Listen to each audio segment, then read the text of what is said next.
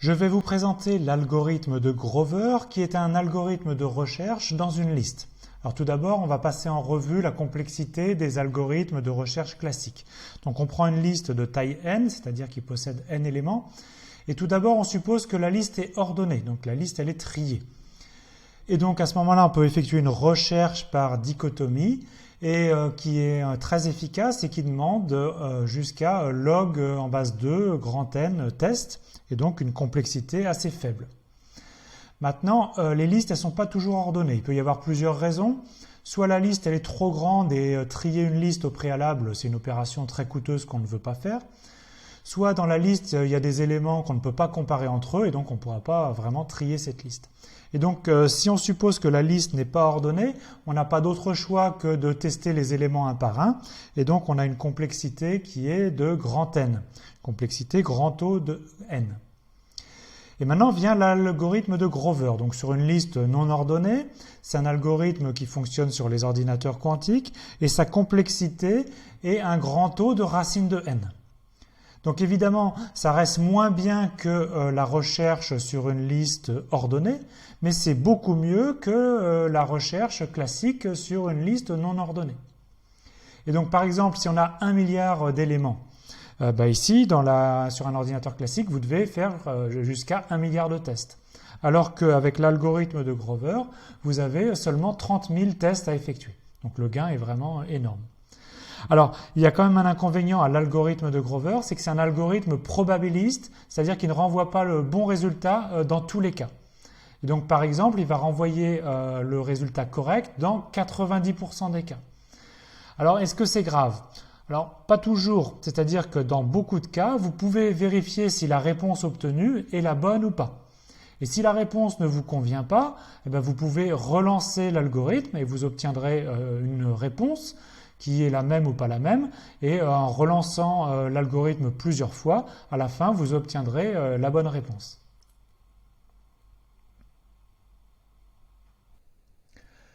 Voici une illustration un peu naïve qui donne l'idée de l'algorithme de Grover. Donc, on a des rectangles, et parmi ces rectangles, il y a un rectangle rouge, et on veut trouver le rang du rectangle rouge dans cette liste de rectangles. Ici, c'est le numéro 6. Alors, avec un algorithme classique, on ferait un par un, est-ce que tu es le rectangle rouge? Non. Est-ce que tu es le rectangle rouge? Non, etc., etc. Est-ce que tu es le rectangle rouge? Oui. Ah, c'est le 6e. Et par contre, évidemment, il aurait fallu tester beaucoup de rectangles. Alors maintenant, on va considérer l'algorithme quantique de Grover. Et on considère que les rectangles qui sont ici, c'est les coefficients d'un état quantique ici, qui correspondrait à un 3 qubits. Vous voyez qu'on a en fait 8 rectangles, qui sont donc les 8 coefficients des 8 états quantiques de base des 3 qubits. Maintenant, est-ce que si on effectue une mesure de ce 3 qubits, on arrive à distinguer le rectangle rouge? Eh ben non, parce que vous voyez que les rectangles ils sont tous de la même hauteur. On effectue une mesure et donc on va obtenir de façon équiprobable chacun des rangs. Et donc on ne sera pas avancé. Alors voici ce qu'on va faire. On va effectuer une opération globale, c'est-à-dire qu'on va demander si tu es le rectangle rouge, alors tu changes ton signe. Et donc ça, c'est une opération qu'on fait simultanément sur tous les rectangles, on ne les prend pas un par un. Et donc évidemment, tous les rectangles noirs, ils restent inchangés, et le rectangle rouge, il se retrouve avec la même hauteur, mais négative cette fois-ci. On fait une autre opération globale, c'est qu'on va calculer la moyenne de la hauteur des rectangles. Et comme on a un rectangle qui est maintenant de hauteur négative, la moyenne, elle a baissé et elle est maintenant un petit peu en dessous de la hauteur des rectangles noirs. Et ensuite, on va effectuer une symétrie par rapport à la moyenne qu'on vient de calculer. Et donc vous voyez que les rectangles noirs qui étaient un petit peu au-dessus de la moyenne, ils se retrouvent un petit peu en dessous de la moyenne. Mais surtout, le rectangle rouge qui lui était très en dessous de la moyenne, il se retrouve très au-dessus de la moyenne. Et donc maintenant, il se distingue clairement. Et si on effectue une mesure, maintenant on considère que ça, c'est les coefficients donc d'ici d'un 3 qubits, on a beaucoup plus de chances de mesurer le rang qui est ici, donc d'obtenir le qubit de base qui correspond au rectangle rouge, et donc d'obtenir le bon rang, que d'obtenir chacun des autres rangs. Alors si on n'est pas content parce qu'on trouve que quand même les rectangles noirs ils sont ici de taille non négligeable, ce qu'on fait c'est qu'on recommence l'algorithme ici et donc on va obtenir des rectangles noirs de plus en plus petits, un rectangle rouge de plus en plus grand et lorsqu'on va mesurer on aura de très fortes probabilités de mesurer le rang du rectangle rouge. Voici le schéma général de l'algorithme de Grover qui consiste à exécuter une fois le circuit qui est ici. Alors tout d'abord, comment est-ce qu'on modélise l'élément à chercher dans une liste? Eh bien, on va définir une fonction f de z sur nz dans z sur 2z. Donc z sur nz, c'est la liste des entiers 0, 1, 2 jusqu'à n-1. Et z sur 2z, c'est 0 ou 1. Et donc, cette fonction-là, elle est très spéciale. F vaut 1 uniquement au rang K0, qui est le rang qu'on doit déterminer. Donc f de K0 est égal à 1, et partout ailleurs, f vaut 0. Donc pour tout cas autre que K0, f de K est égal à 0. Et donc ça, c'est une façon de dire, le rang K0, il est spécial, la fonction f vaut 1, partout ailleurs, la fonction f vaut 0. Donc maintenant, voici le circuit, d'accord, qui est composé de n lignes au départ regroupées en une seule sur ce schéma, mais ça correspond vraiment à n lignes quantiques, et une ligne quantique à part. Et terminé ici par une mesure des n premières lignes, donc ici en fait il y a n mesures, ça va renvoyer un n bits, et ce n bits c'est l'écriture binaire d'un entier. Et donc la première partie de la proposition, c'est que la mesure renvoie le rang recherché K0, avec une probabilité très forte, qui est plus grande que 1 moins 4 sur n. Donc imaginez qu'on a 10 000 éléments dans notre liste, 1 moins 4 sur 10 000, c'est très très proche de 1, et donc il y a de très fortes probabilités qu'on obtienne le rang correct K0. Et si ce n'était pas le cas, c'est pas grave, vous relancez l'algorithme et vous auriez de très fortes chances, cette fois-ci, de tomber sur K0, toujours avec une très forte probabilité. Alors, détaillons un petit peu le circuit. Donc on a dit, il y a tout d'abord n lignes quantiques, elles sont chacune initialisées avec quête 0, une ligne un peu à part initialisée par quête 1. Sur les n premières lignes, on applique la transformation d'Adamar, c'est-à-dire une porte H sur chacune des n lignes, aussi une porte H sur la ligne spéciale.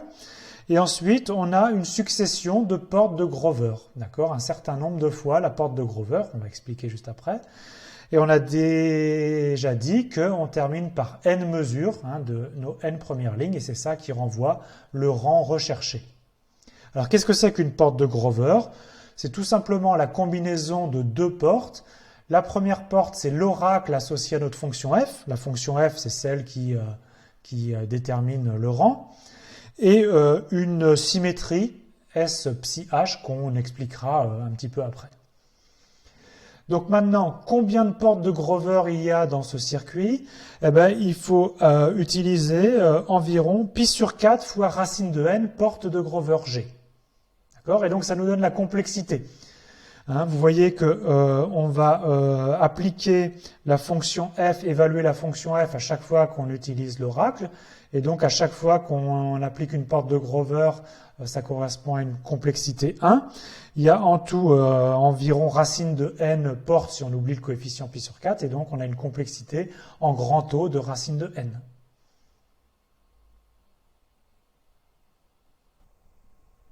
Voici la vision géométrique de la transformation de Grover. Alors tout d'abord, on va représenter les qubits dans un plan avec deux axes. L'axe vertical représente le qubit de base quête K0 et on va regrouper tous les autres qubits de base dans quête Ki, ici qui est sur l'axe horizontal. Donc quête Ki, c'est la somme de tous les états quantiques de base excepté K0. Et on va avoir ici un qubit, quête psi h, qui lui est la somme de tous les états quantiques de base, y compris quête K0.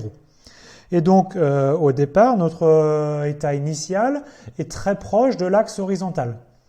Il forme un petit angle ici, qu'on a noté θ sur 2. Et qu'est-ce que c'est que la transformation de Grover vue d'un point de vue géométrique? C'est tout simplement une rotation d'angle θ. Et donc notre qubit quête psi h qui est proche ici de l'axe horizontal, il va se décaler un petit peu, on va s'éloigner de l'axe horizontal et se rapprocher un petit peu de l'axe vertical par une transformation de Grover.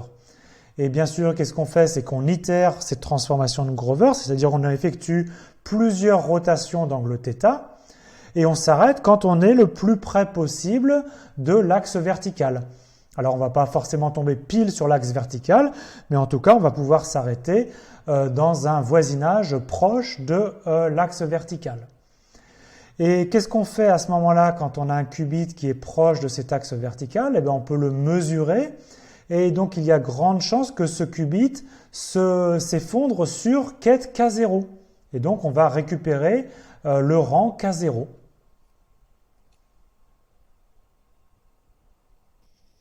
La transformation de Grover est d'abord composée de l'oracle suivi d'une symétrie. Alors on commence par s'intéresser à l'oracle. C'est l'oracle associé à la fonction f. Je vous rappelle que la fonction f, elle vaut 1 uniquement au rang K0. Et donc si on applique l'oracle ici avec un rang quelconque que K, qu'est-ce qu'on obtient en sortie de la dernière ligne quantique? On obtient moins 1 puissance f de K, quête 0 moins quête 1. Et donc, si k est égal à k0, le rang qui nous intéresse, alors c'est moins quête 0 moins quête 1. Mais pour tous les autres rangs, on obtient plus quête 0 moins quête 1. Donc, on va oublier le facteur commun quête 0 moins quête 1. On distingue ainsi le rang k0 avec un signe moins et les autres avec un signe plus. Et donc, si on applique ceci avec un état quantique quête psi h, qui est la somme de tous les états quantiques de base possibles, eh bien, en fait, quête 0 par l'oracle, il va s'envoyer sur quête 0, quête 1, il va s'envoyer sur quête 1, etc. Et par contre, le rang quête K0 souligné, il va s'envoyer sur moins quête K0 souligné. Et après, plus, plus. Et donc, on distingue ainsi dans cette somme notre rang parce que c'est le seul à avoir un signe moins. Alors, géométriquement, à quoi ça correspond? Donc on représente l'ensemble des qubits dans un plan où on a encore une fois distingué l'axe vertical qui correspond à l'état quantique de base quête K0 souligné. Et l'axe horizontal, lui, représente la somme de tous les autres états quantiques. Et donc ce qu'on a fait ici pour un qubit spécial, ça marche en fait en toute généralité. Donc si on a un qubit quête psi ici, que fait l'oracle? On a dit que l'oracle, ça change le signe devant K0. Et donc, ça va transformer ici le qubit quête psi en son symétrique par rapport à l'axe horizontal. La seconde partie de la transformation de Grover, c'est la symétrie S psi h. Alors, qu'est-ce que c'est que quête psi h? Quête psi h, c'est l'image de quête 0 soulignée par la transformation d'Adamar.